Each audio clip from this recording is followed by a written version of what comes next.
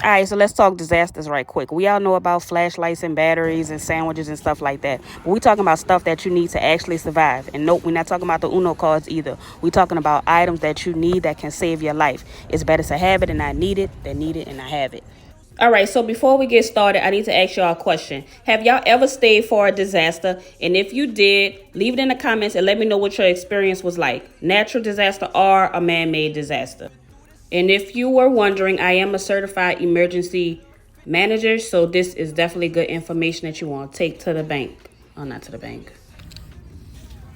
Okay, so first up is this emergency radio. Some of them are battery power, some of them you can do solar, some of them you can just charge the regular way. It doesn't matter which one you get, just make sure you have one. Trust me, you do not want to be in the middle of a disaster or in the aftermath of a disaster and not know what's going on. Even if you're in the middle of a hurricane, you want to know when that eye is passing, earthquake or whatever. This information is always good to have. Next up, we have a Lifestraw. It's a personal water filter. You can filter your water. You never know the quality of water that you will have after a disaster. The power goes out at the pumping stations. You just don't want to leave the water into the hands of the city who may not be able to take care of you. So get your water and filter it. Filter it yourself. That way you know it's safe. Then I have wet ones on the list. You may not always have access to clean water and soap to wash your hands. So in the meantime, y'all could use your wet ones to wipe your hands. Also, make sure you have regular cleaning products too, especially bleach. Next up, we got this 10-year shelf life water. There's also 5-year water. Then you use this in addition to the regular water that you have. In case you were to run out of that, you'll have this water that lasts for a very long time. It's good to always just keep this in an emergency kit. Now, you're probably like, why does she have off on here? Well, if you've been through a disaster, you know that mosquitoes do not evacuate. They will stay and they will bite you. And then you can't see because the lights are out. So just make sure y'all spray yourself. And then next up, we have masks. I know y'all probably tired of seeing these masks, but promise me, y'all might need this. I mean, after storms and hurricanes and floods, there's all kind of fumes going on. Then we have the portable water system. Is just like the filtration system, but this is a purification. It's just a tablet as opposed to the regular straw. And this is good to have because, after a disaster, if the power goes out, the pumping stations will put a boil water advisory up and they want to make sure that the water is safe to drink. But if you have the straw or the tablets, you'll be fine. All right, so the next two items are kind of related. The first one is the emergency thermal blanket. Definitely need this if you're in the cold weather, even rain, even flood. This is something that you want to have because it regulates your temperature. And we follow that up with the emergency sleeping bag. You probably think that you don't need this, but you never know. You may evacuate to a shelter and you may not want to use their linen, so you'll at least have your own.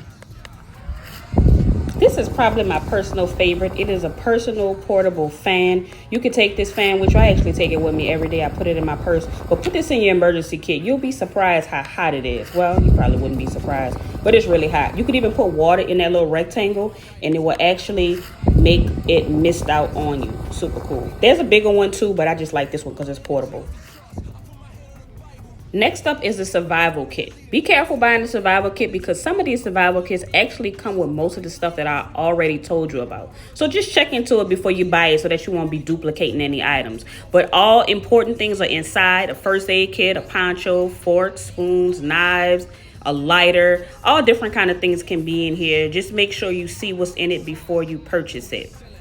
Next up, we have the lanterns. I actually love these lanterns because you can just kind of sit them down and you can just let it go. You don't have to hold a flashlight up and stuff like that. And I like this one because it actually comes with batteries. We use these a lot after Ida. We did stay for Hurricane Ida, and I will add some pictures at the end.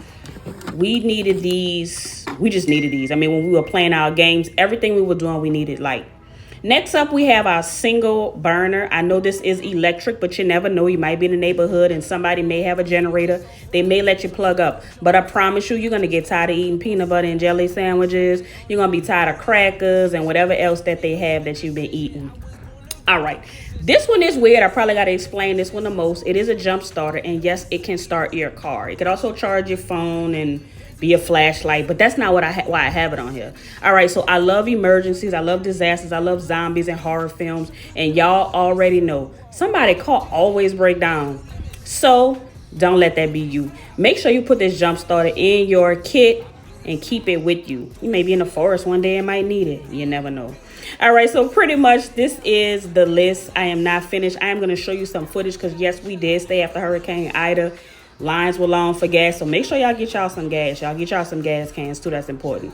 Make sure y'all have y'all video games. Make sure you take pictures of a lot of different things. Look, that wall actually collapsed. We were actually sitting there watching it.